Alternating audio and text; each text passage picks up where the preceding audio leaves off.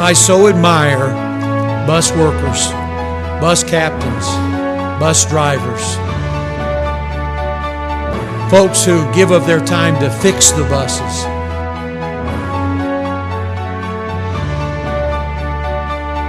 People who have, over the years, given sacrificially so we could buy another bus or so we could repair a bus.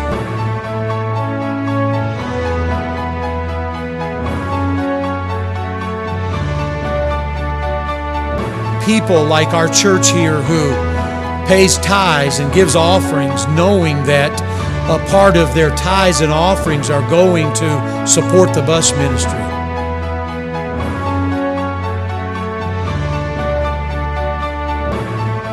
We reach people with the gospel, their marriages is in shambles. Many of the people who come to our church, their mother or father is in trouble with the law. And if they're not in trouble right now, they're going to be in trouble because of the way they're living. Many of the people that ride our buses come from difficult areas. I mean, just difficult areas. I don't read the Oakland Press every day, but for several years I read the Oakland Press, and there was hardly a day go by, but on one of our bus routes, there would be a serious problem. Maybe someone was murdered. Maybe a house was broken into. Maybe a house burned down, and you could go on and on and on and on. Somebody's got to care. Somebody's got to reach out to the people. And I'm not talking about welfare. I'm not talking about social reform.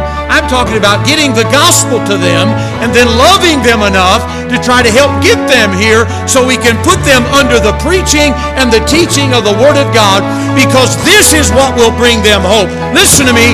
Every boy, every girl in the city of Pontiac ought to have hope. Every boy, every girl in the city of Waterford ought to have hope. Every boy, every girl in Clarkston ought to have hope. Every boy, every girl in White Lake ought to have hope. And by the grace of God, we can take this book and we can point them to a God of hope, and somehow, some way, maybe their old, cold heart will be warmed to the extent where they say, you know what, maybe I can make it.